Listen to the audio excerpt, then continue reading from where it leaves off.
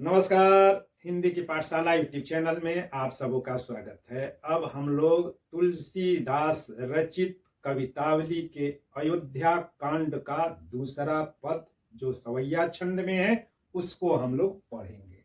कागर कीर ज्यों भूषण चीर, शरीर लखयो तजी नीरु ज्यों काई, मातु पिता प्रिय लोग सबय सन्मान सुभाय स्नेह सगाई, संग सुभामिनी भाई भलो दिन द्वय जनु अवध हुते पहुनाई, राजीव लोचन राम चले तजी बाप को राजू बटाऊ की नाई।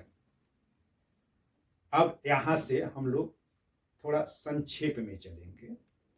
इसके पहले जो पहला वीडियो मैं दिया हूं उसमें व्याख्या के लिए जिन 7 बिंदुओं की आवश्यकता होती है उसमें हम लोगों ने विस्तार पूर्वक विचार किया था और विस्तार में अनेक संकेत सूत्र दे दिया हूं।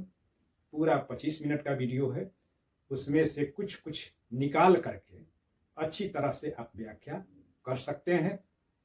अब हम लोग संक्षेप में चलेंगे। कहते हैं ना, मछली खिला देने से अच्छा होता है मछली मार करके बनाना सिखा देना। तो उस वीडियो को आप लोग देख लेंगे तो बहुत कुछ आप अपने स्तर से भी कहीं से भी कोई व्याख्या है कवितावली या तुलसीदास जी से संबंधित रामचरितमानस हो या विनय पत्रिका हो तो उससे आप व्याख्या आसानी से कर सकते हैं। पर्याप्त संकेत सूत्र पहले वीडियो में दे दिया हूं। तो अब संक्षेप में ही चलेंगे। तो संदर्भ तो हो गया, तुलसीदास जी के बारे में आप लिख ही देंगे कि भक्ति काल के सगुण काव्यधारा के, रामाश्रयी काव्यधारा के या राम काव्यधारा के कवि हैं और यह कवितावली के अयोध्या कांड से लिया गया है। और प्रसंग के अंतर्गत कि राम वन गमन के लिए निकल रहे हैं, उस समय इनकी शारीरिक शोभा कैसी है इसका वर्णन है। तो अब कठिन शब्दों का अर्थ और सरलार्थ। तो कागर का मतलब तट किनारा होता है, मगर यहाँ पर पंख के लिए कागर आया है। और कीर का मतलब तोता। आभूषण यानी कि आभूषण, चीर माने वस्त्र, शरीर माने शरीर, लखयो माने जो है दिखता है, तज माने त्याग कर, नीर माने जल, और काई का मतलब जो काई लग जाती है पानी का जहाँ जमा होता है तो काई है। मातु पिता प्रिय लोग सबय सन्मान यानी कि सम्मान, सुभा यानी कि स्वभाव, स्नेह यानी कि प्यार, सगाई यानी कि सगे संबंधी, और संग सुहामिनी, संग माने साथ में, सुहामिनी यानी कि जो है सुंदर पत्नी, अच्छी पत्नी, और भला भाई, भलाई करने वाला भाई, और दिन द्वय, द्वय का मतलब जो है दो, जनु अवध, जनु का मतलब जो है मानो, अवध यानी कि अवध होते पहुनाई यानी कि 2 दिन की पहुनाई में हुए थे, और राजीव लोचन यानी कि कमल नयन श्री राम, चले तजी यानी त्याग कर, बाप को राजू बटाऊ की नाई। ये पहले पद में भी ये अंतिम चरण है। तो अब इसकी जो है सरलार्थ और व्याख्या। तो वन के लिए राम यानी वनवास भोगने के लिए चल दिए हैं, और उसमें उन्होंने क्या किया कि अपने शरीर के वस्त्राभूषण का त्याग कर दिया। तो वस्त्राभूषण को त्याग करने के बाद वे कैसे लग रहे हैं, उनके जो है शरीर, उनका शरीर कैसी शोभा दे रहा है या किस रूप में शोभायमान है, इसका वर्णन करते हुए तुलसीदास जी कहते हैं कि राम ने अपने शरीर पर से वस्त्राभूषण, राजसी वस्त्र और आभूषण को जब त्यागा तो वैसा लगा कि जैसे पानी के तल ऊपरी तल पर जो काई बैठ जाती है, काई जम जाती है, उस काई को हटा देने पर जल का स्वच्छ रूप निखर आता है।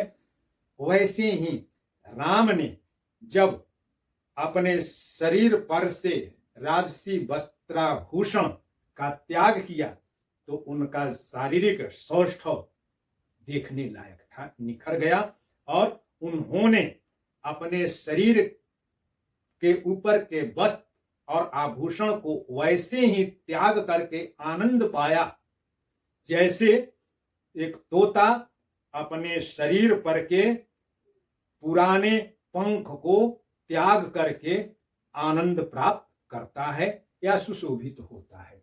और जब राम चलने लगे तब अपने स्वभाव के अनुसार, क्योंकि वे मर्यादा पुरुषोत्तम हैं और पूरे अवध के लोगों के लिए प्रिय हैं, दुलारे हैं, तो इसलिए उन्होंने क्या किया कि अपने स्वभाव के अनुसार अवधपुरी में जितने उनके सगे संबंधी थे, माता पिता और प्रिय लोगों को उन्होंने अपने स्वभाव के अनुसार सबको यथा उचित सम्मान दे करके चल पड़े। और उनके साथ कौन? संग सुभामिनी, अपने साथ वे अपनी पत्नी, सुंदर पत्नी, सुयोग्य और पतिव्रता पत्नी सीता को और सदैव राम की भलाई सोचने वाले अपने अनुज लक्ष्मण को साथ लेकर के वैसे ही अयोध्या से निकल पड़े मानो वे अयोध्या के लिए एक मेहमान थे 2 दिनों के लिए। तो 2 दिन तक वहां पर उन्होंने अपनी मेहमानवाजी का जो है आनंद लिया। उसके बाद समय पूरा हुआ और वे जिस भांति एक मेहमान समय आता है और वह निर्लिप्त भाव से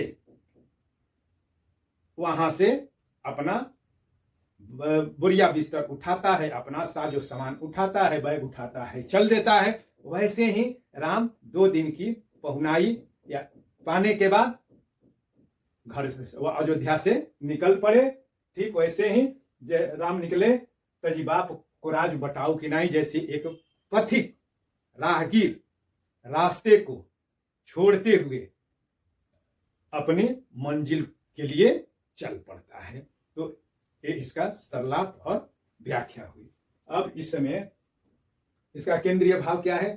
तो राम त्यागी पुरुष है और इस सवैया के माध्यम से तुलसीदास राम के उदार और मर्यादावादी और पुरुषोत्तम रूप की, इसीलिए राम पुरुषोत्तम है, पुरुषों में उत्तम है, कि उनमें अपरिमित और अद्भुत का त्याग भाव है और जन के प्रति सम्मान भाव भी है। और सिर्फ अपने माता पिता के प्रति ही नहीं, समस्त देशवासियों के प्रति वे श्रद्धा और सम्मान रखते हैं।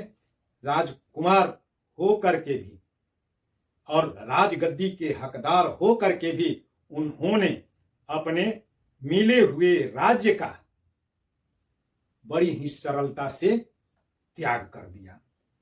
और वह समय कहने की आवश्यकता नहीं है कि वह समय राज सत्ता के लिए तो खूनी जो है संघर्ष का समय था और उस संघर्ष के समय में राम ने अपने इस उत्कृष्ट त्याग के माध्यम से समाज में एक उच्च आदर्श स्थापित करने का प्रयास किया है।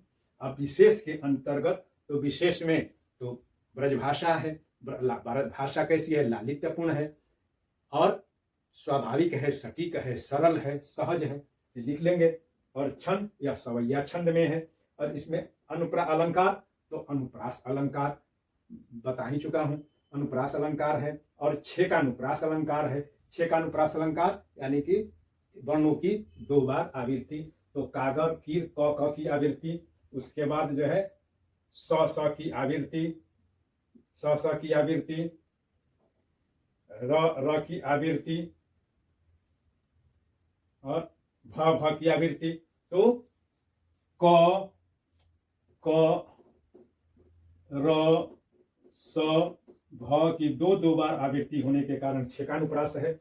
और राजीव लोचन में उपमा अलंकार है, बता ही चुका हूं। राजीव लोचन उपमा, उपमेय और उपमान दोनों को एक कर दिया गया है। और इसके बाद ज्यों तजी नीर ज्यों काई और कागर कीर भूषण ज्यों चीर में उपमा अलंकार है।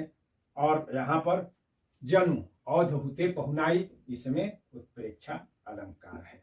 अब जहां तक रस और गुण दोष की बात, तो रस शांत रस है, गुण जब रस शांत होता है तो उसमें माधुर्य गुण होता है, वैदर्भी रीति और मधुरा वृत्ति